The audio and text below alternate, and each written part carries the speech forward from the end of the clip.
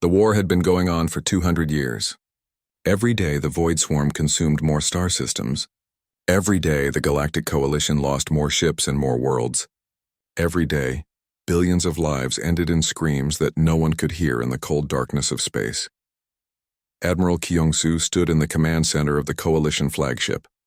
His human uniform looked strange among the colorful robes and armor of alien officers. Most of them still stared at him with curiosity.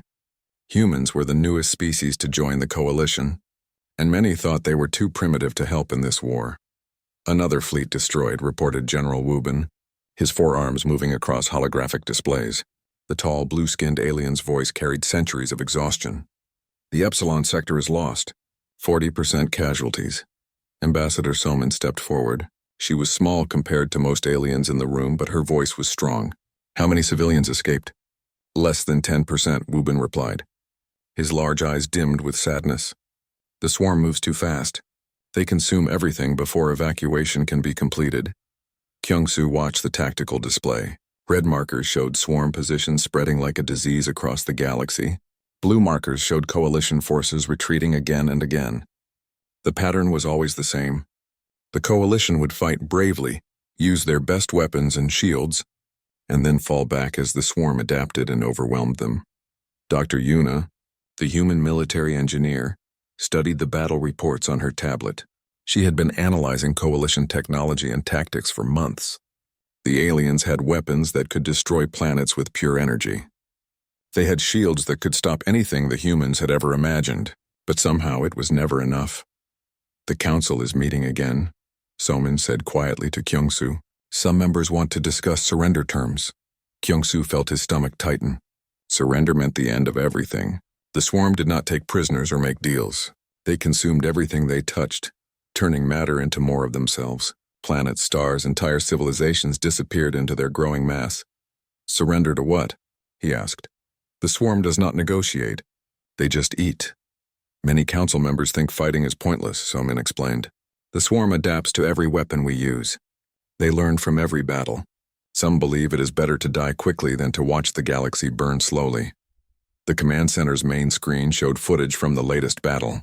Coalition ships fired brilliant beams of energy at the swarm creatures. The biomechanical monsters absorbed the first hits, their black metal skin glowing as it learned to resist the attacks. Within minutes, the same weapons that had hurt them before became useless. Dr. Yuna frowned at her tablet. "Their adaptation is impressive," she said, "but there might be limits." General Wubin turned his attention to the human. "Every species in the Coalition has studied the swarm for decades. Our best scientists cannot find weaknesses. What makes you think differently?" "We are new," Yuna replied simply. "Sometimes new eyes see things that old ones miss." The alien general made a sound that might have been laughter. "Your species just discovered faster than light travel 50 years ago. The Coalition has technologies your people cannot even understand. If we cannot stop the swarm, how can you?" Kyung-soo stepped between them before the conversation could become an argument. "General Wubin, we request permission to observe the next major battle. We want to learn how the swarm fights." "Observe?" Wubin's four eyes blinked in sequence. "You want to watch another defeat? To see more worlds die?" "We want to understand our enemy," Kyung-soo said. "Maybe human perspectives can help." The general looked at Ambassador Soman, then back at Kyung-soo. "The council has authorized your species to participate in Coalition defense, but your ships are too primitive for real combat. Observation might be safer for everyone." 3 days later, the Coalition assembled its largest fleet in months. Ships from a dozen different species gathered near the Tau system, where the swarm was advancing toward a world with 6 billion inhabitants. The evacuation was behind schedule. Someone had to slow the swarm down. The human ships looked tiny and crude compared to the sleek Coalition vessels. Where alien ships had smooth curves and glowing energy ports, human ships were angular and covered with metal plates. They carried no visible weapons that the aliens could recognize. Kyung-soo watched from the bridge of a Coalition cruiser as the battle began. Energy weapons lit up space like fireworks. The Coalition fleet fired everything they had at the approaching swarm creatures. Some of the biomechanical monsters were destroyed immediately, but others began to glow as they absorbed the energy attacks. "Look at that," Dr. Yuna whispered, pointing at the tactical display. "The swarm ships are sharing information. When one learns to resist an attack, they all learn. The battle lasted 4 hours. At first, the coalition seemed to be winning. Their weapons cut through swarm ships like paper. But gradually the enemy adapted. Energy shields became useless. Plasma cannons stopped working. Even the most advanced quantum weapons began to fail. All ships retreat, General Wubin ordered. We cannot hold this position. As the coalition fleet pulled back, the swarm moved forward. Their biomechanical ships spread across the Tau system like hungry insects. Within hours, they had begun consuming the outer planets. The 6 billion people on the main world had perhaps a day before the swarm reached them. Back in the command center, silence filled the room. Another defeat. Another system lost. Another step closer to the end of everything. This cannot continue, Ambassador Soman said quietly. The Council will have to consider surrender now. But Dr. Yuna was still studying her tablet, still analyzing the battle data. Something in her expression caught Kyung-Soo's attention. She looked excited rather than defeated. What is it? He asked. I need to run more tests, she said. But I think I understand why the swarm is so hard to kill. Enlighten us, General Wubin said, his voice heavy with sarcasm. They adapt to energy, Yuna explained. All of your weapons use energy in some form. Plasma, lasers, quantum fields, particle beams. The swarm has evolved to absorb and resist energy-based attacks. That is why they always win. So what? Wubin replied. Energy weapons are the most advanced form of warfare. What else is there? Dr. Yuna looked up from her tablet and smiled. It was not a happy smile. It was the smile of someone who had just realized something terrible and wonderful at the same time. General, she said, has anyone ever tried just shooting them? Dr. Yuna worked in her laboratory aboard the human research vessel. Around her, screens displayed everything the Coalition had learned about the Void Swarm over 2 centuries of war. She had been studying the data for weeks, and each day brought new understanding. Captain Jiho entered the lab, his military boots making sharp sounds on the metal floor. The Special Forces commander had been observing Coalition training exercises with his team. His expression showed frustration. Their soldiers are brave, he told Yuna. But they fight like they are afraid to get dirty. Everything is energy shields and plasma weapons. They stand far away and shoot light beams. That makes sense for their technology, Yuna replied, not looking up from her screens. Energy weapons are clean and precise. No waste, no mess, but they do not work, Jiho said. The swarm just eats the energy and becomes stronger. Engineer Hana looked up from her workbench where she was examining a piece of swarm biometal that the Coalition had recovered. This material is fascinating, she said. It can absorb almost any form of energy and use it to repair damage or evolve new defenses. Scientist Minho joined the conversation from his corner of the lab. He had been running simulations on his computer for days. The swarm's adaptation process is incredibly fast, he explained. They can analyze an energy attack and develop resistance within minutes. So the Coalition keeps losing because they use the same type of weapons, Jiho concluded. The swarm learns to eat their attacks. Yuna finally turned away from her screens. Exactly. But look at this. She brought up a detailed scan of swarm biometal. The material is perfect for absorbing energy, but it has a weakness. The others gathered around her display. The scan showed the internal structure of the alien metal at the molecular level. The biometal reorganizes itself to absorb different types of energy, Yuna continued. But this reorganization makes it brittle against physical force. The more energy it absorbs, the more fragile it becomes to simple kinetic damage. Hana understood immediately. You mean hitting it with something solid? Exactly. Bullets, shells, missiles with explosive warheads. Old-fashioned kinetic weapons that just smash into things.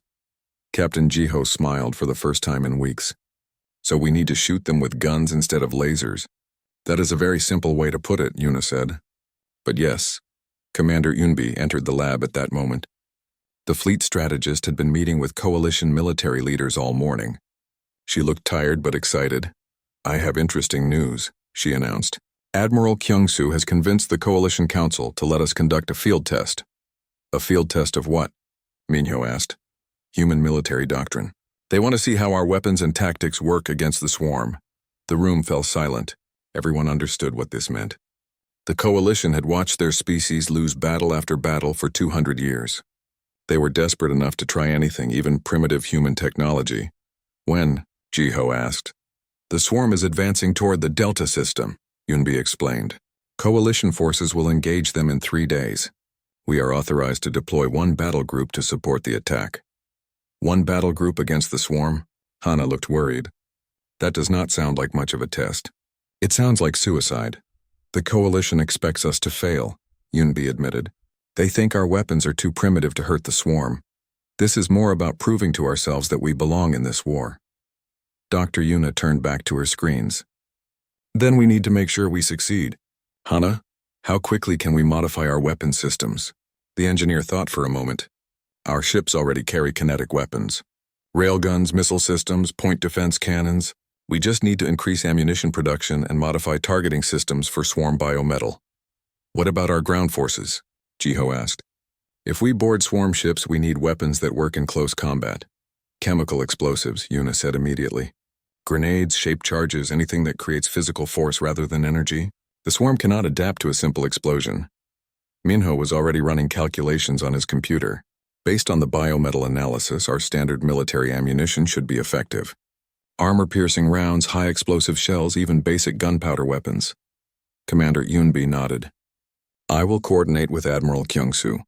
We need to prepare our ships and crews for something the galaxy has never seen before. Over the next 2 days, human engineers worked around the clock. They loaded extra ammunition onto their ships. They modified targeting computers to account for swarm movement patterns.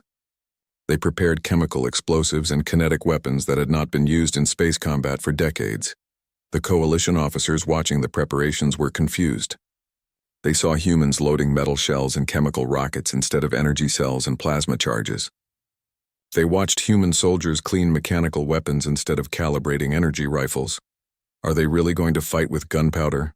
General Wubin asked Admiral Kyungsoo as they observed the human preparations. Our weapons may look primitive to you, Kyungsoo replied, but sometimes old methods work better than new ones. Energy weapons are more efficient, Wubin insisted. They are more precise, more powerful, more advanced. More advanced, yes, Kyungsoo agreed. But the swarm has learned to resist advancement. Maybe it is time to try something they have never seen before. Dr. Yuna made final adjustments to the weapon analysis systems. Every human ship would monitor how their kinetic weapons affected swarm biometal. If her theory was correct, the swarm would be unable to adapt to simple physical damage. But if she was wrong, the human battle group would be destroyed in minutes. Captain Jiho assembled his special forces teams for final briefing. Remember, we are not trying to prove we are heroes, he told them. We are trying to prove that sometimes the simple way is the best way. Engineer Hana finished loading the last ammunition shipment. The human ships now carried more explosive power than they had ever carried before.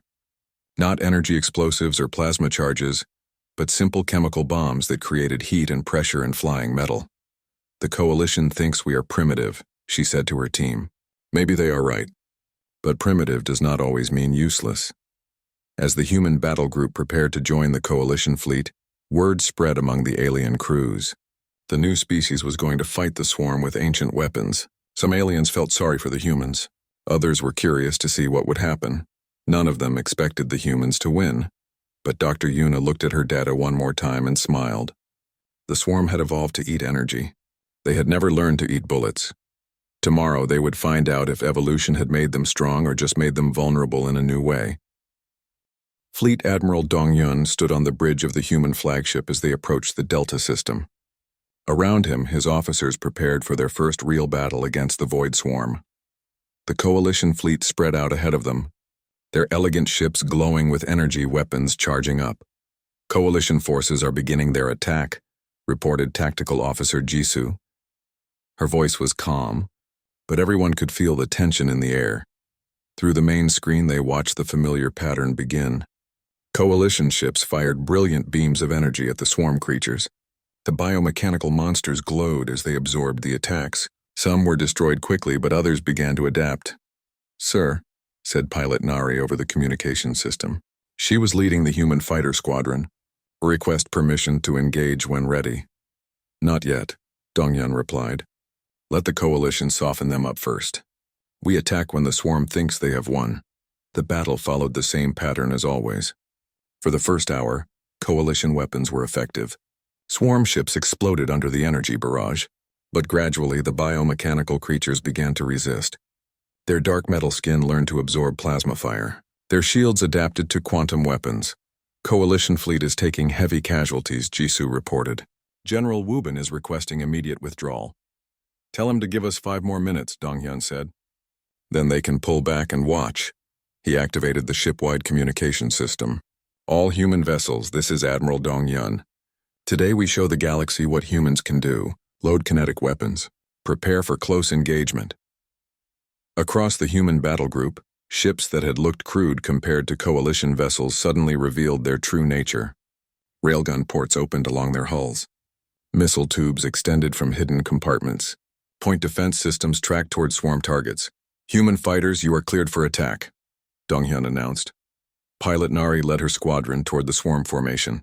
Her fighter looked like a metal box compared to the graceful coalition interceptors, but it carried something the aliens had never used in space combat: bullets.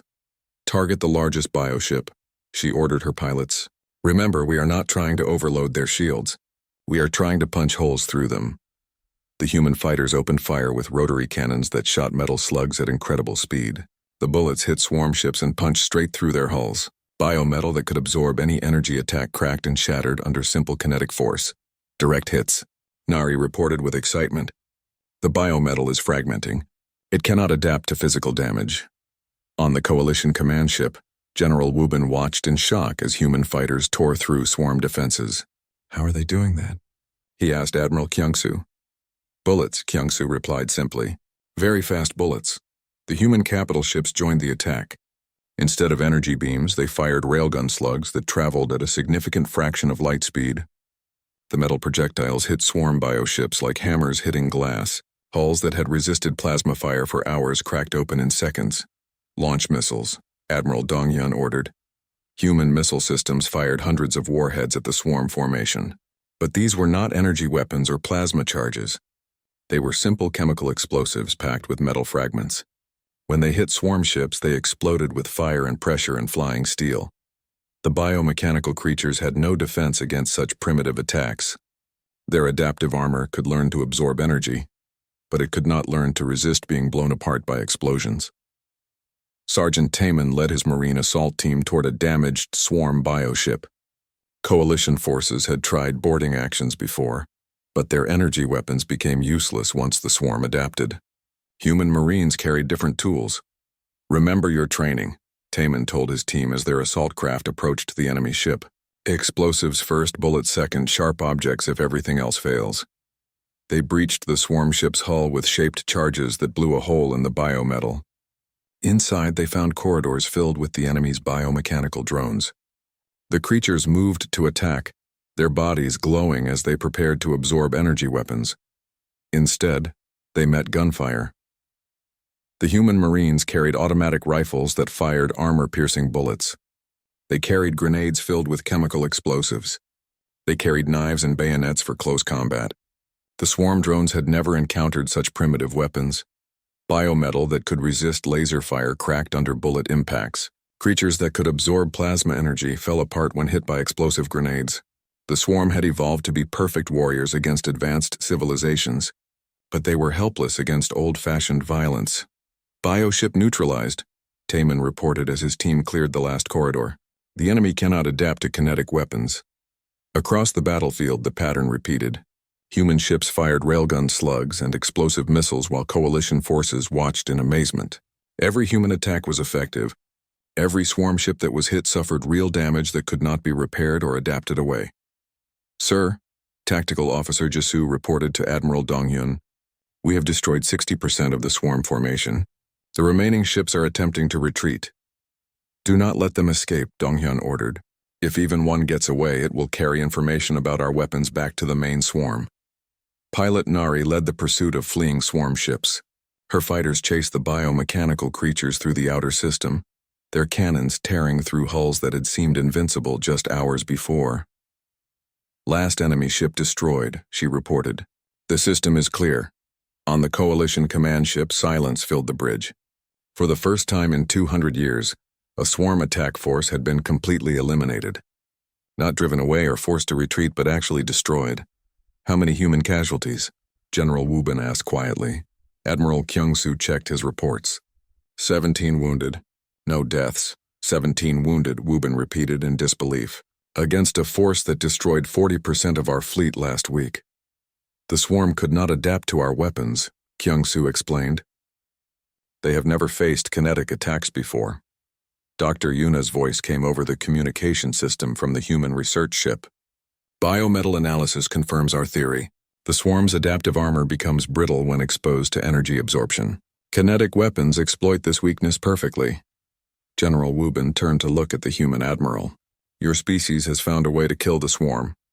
Yes, Kyung-Soo replied. But this is just the beginning.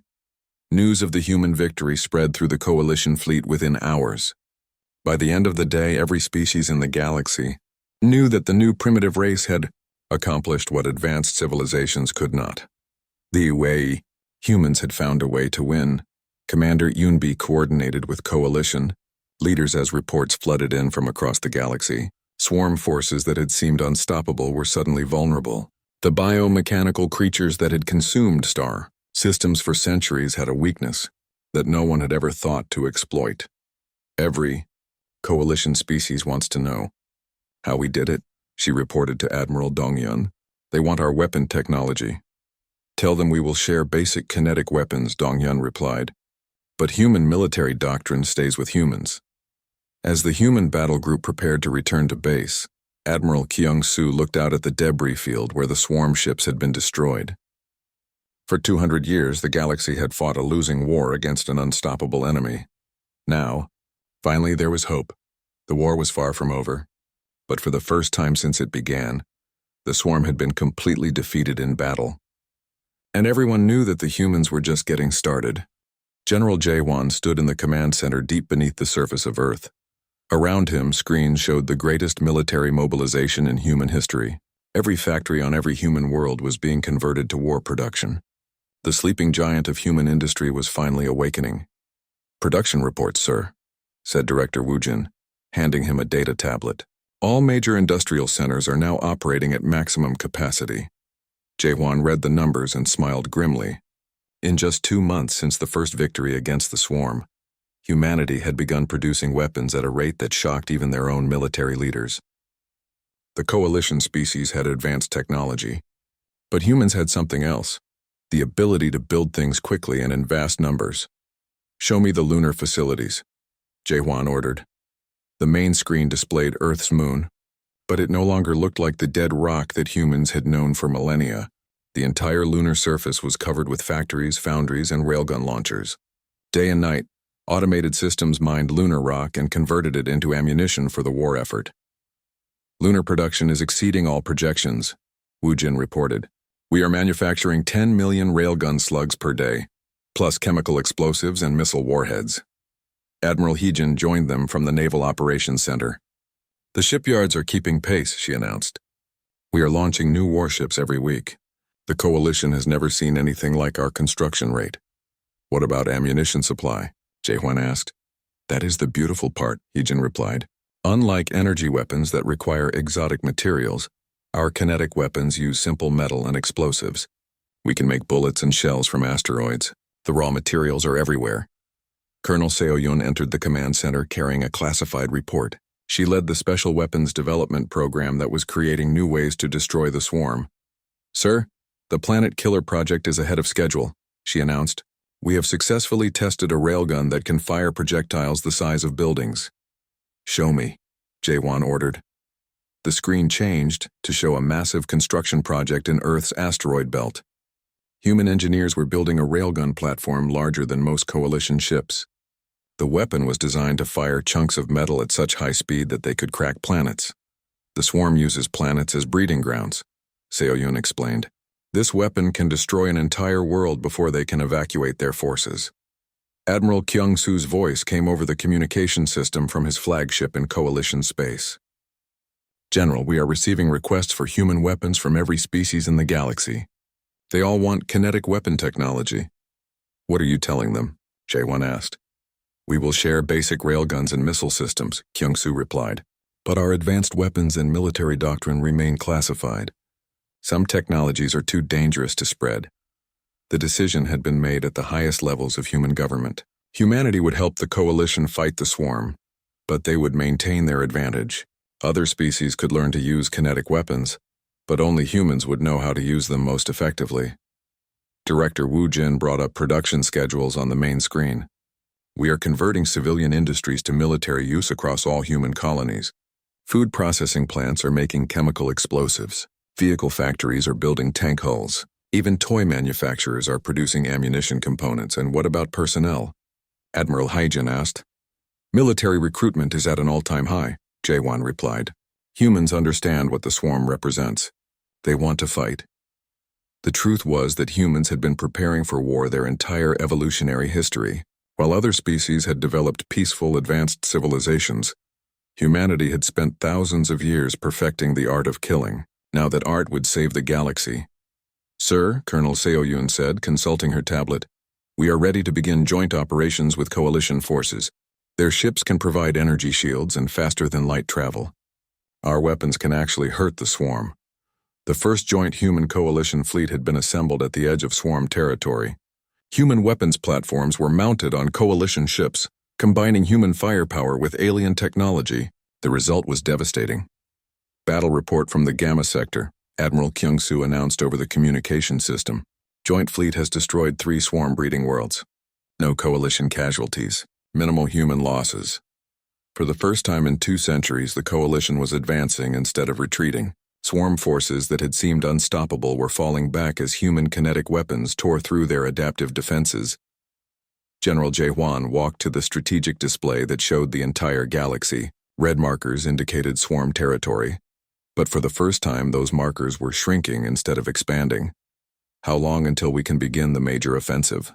He asked. Admiral Hyjin checked her fleet readiness reports. 6 months to complete current ship construction. Our naval capacity will triple in that time. The lunar ammunition factories will be fully operational in 4 months, Director Wu Jin added. We will have enough kinetic weapons to supply every coalition ship in the galaxy. Colonel Seo-yoon looked up from her special weapons reports. The planet killer railguns will be ready for deployment in 8 months. We can target swarm breeding worlds from across star systems. Jae-hwan nodded. Then we prepare for the final push. The swarm has had 200 years to spread across the galaxy. It is time to drive them back to wherever they came from. News of human military production was spreading throughout coalition space. Other species watched in amazement as humanity converted entire worlds into weapons factories. The scale of human industry was beyond anything the advanced civilizations had imagined. The Coalition Council is restructuring military command, Admiral Kyung-soo reported. They want human officers to lead major operations. Are we ready for that responsibility? Admiral Hyjin asked. General Jae-hwan looked at the production reports, the fleet readiness numbers, and the battle statistics. Human weapons had not lost a single engagement against the swarm. Human tactics were proving superior to anything the coalition had tried in 2 centuries of war. Yes, he said. We are ready. Director Wu Jin brought up the latest intelligence reports. Swarm forces are changing their behavior. They are avoiding direct confrontation with human weapons. Some are retreating toward the galactic core. Running away? Colonel Seo-yoon asked. Or regrouping, Jae-hwan replied. The swarm has intelligence. They know their current tactics are not working. They will try something new.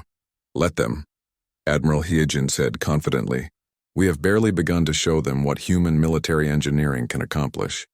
The war machine that humanity had built was just getting started. Across human space, factories worked around the clock. Shipyards launched new warships every day. Training centers graduated new soldiers and officers.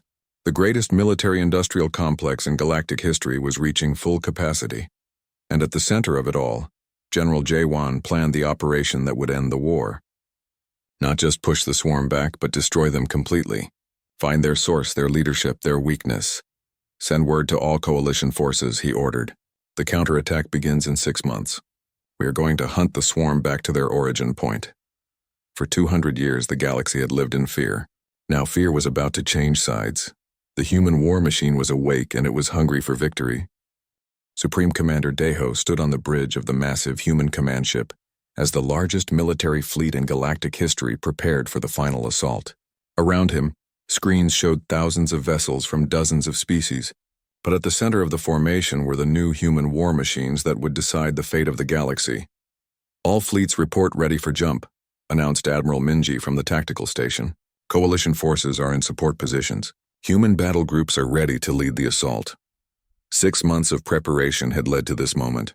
The swarm had retreated to the galactic core, where intelligence suggested their original source lay hidden. Every remaining swarm force in the galaxy was gathering there for a final battle. Dr. Sunho approached the command platform carrying the latest reports from his weapons research team. "Sir, the antimatter kinetic weapons are loaded and ready. If we find the Swarm Queen, we have the firepower to destroy her." Deho nodded. The Queen was theoretical, but all evidence pointed to a central intelligence controlling the swarm. If they could find and kill this leader, the entire swarm network might collapse. "General Ki-hyun, are your ground forces ready?" Deho asked. "Yes, sir," came the reply from the Marine Command ship. "We have assault troops prepared for boarding actions against any swarm structure we encounter. Every Marine is equipped with kinetic weapons and chemical explosives." The fleet jumped to faster-than-light travel, carrying the hopes of an entire galaxy toward the unknown dangers at the galactic core. When they emerged, they found a sight that filled even veteran officers with dread. The swarm had converted entire star systems into breeding grounds. Planets had been consumed and rebuilt as massive biomechanical structures. Space stations the size of moons orbited dead stars, their surfaces crawling with swarm creatures. At the center of it all, a structure so large it defied comprehension.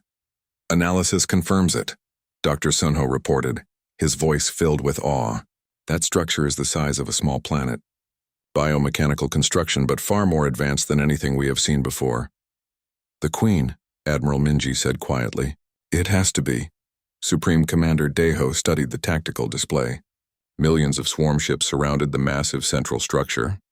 This would be the largest battle in galactic history, and the outcome would determine whether civilization survived or fell to eternal darkness. "All human vessels. This is Supreme Commander Deho. Today we end a war that has lasted 2 centuries. Today we show the galaxy what human determination can accomplish. All ships begin the attack." The human battle stations opened fire first. These were the largest weapons platforms ever built, armed with railguns that could fire projectiles the size of buildings across interstellar distances. The metal slugs traveled at nearly the speed of light, hitting swarm structures with the force of nuclear weapons. Planet-sized breeding grounds cracked apart under the kinetic bombardment. Biomechanical space stations that had resisted energy weapons for decades shattered like glass when hit by human projectiles. The swarm's adaptive armor was useless against pure physical force. "Direct hits on outer defense structures," Admiral Minji reported. "Swarm forces are moving to intercept." Millions of biomechanical ships rose to meet the attacking fleet. They had learned from previous battles and kept their distance from human kinetic weapons, using their own projectile attacks copied from human designs. But humanity had been preparing for this moment. Admiral Minji coordinated the human response with the precision of a master strategist. Launch fighter squadrons. All missile platforms fire full spreads. Show them the difference between copying our weapons and understanding how to use them. Human fighters swarmed through space, their pilots trained in tactics that the swarm could not predict. Unlike the biomechanical creatures that followed programmed responses, human pilots could think creatively and adapt in real time. Pilot Nari led her squadron through the enemy formation, her fighters weaving between swarm ships while their cannons tore through biometal hulls. "Remember, we are not just fighting for victory," she told her pilots. "We are fighting for the future of everything." The battle raged for hours. Human kinetic weapons proved superior to swarm copies, because humans understood not just how to build the weapons, but how to use them strategically. Coalition ships provided support with their advanced shields and faster-than-light communications. But the real fighting was done by human war machines. "Outer defenses are collapsing," reported General Ki-hyun, as his marine assault ships moved toward damaged swarm structures. "We are beginning boarding operations." Human Marines fought through biomechanical corridors using tactics developed over millennia of warfare. They used explosives to breach barriers, automatic weapons to clear rooms, and close combat skills to fight in spaces where larger weapons could not be used. "Path to the central structure is open," Ki-hyun announced. "But sir," The Queen's fortress is protected by shields we have never seen before. Dr. Sunho studied the sensor readings from his research ship. The central structure is using some kind of energy barrier that deflects our kinetic weapons. We need to get closer to penetrate it. Supreme Commander Daiho made the decision that would define the rest of galactic history. All human capital ships advanced to point-blank range. We finish this now. The massive human dreadnoughts moved toward the Queen's fortress, their armor absorbing swarm attacks as they closed the distance. These ships had been built specifically for this moment, armed with the most powerful kinetic weapons humanity had ever created. Range optimal, Admiral Minji announced, firing antimatter-enhanced kinetic weapons. The human ships fired projectiles that combined the destructive power of antimatter with the unstoppable force of kinetic energy. The Queen's shields flared and failed under the bombardment. For the first time in the battle, the central structure took direct damage. Energy readings from the Queen are spiking, Dr. Sunho reported. I think we hurt her. The response was immediate and terrifying. The Swarm Queen's voice echoed across all communication channels, speaking in a language no one recognized but everyone understood. It was the sound of ancient hatred and infinite hunger. She is trying to coordinate all remaining swarm forces for a final attack, Admiral Minji warned. Every bioship in the system is converging on our position. Then we end this quickly, Daiho replied.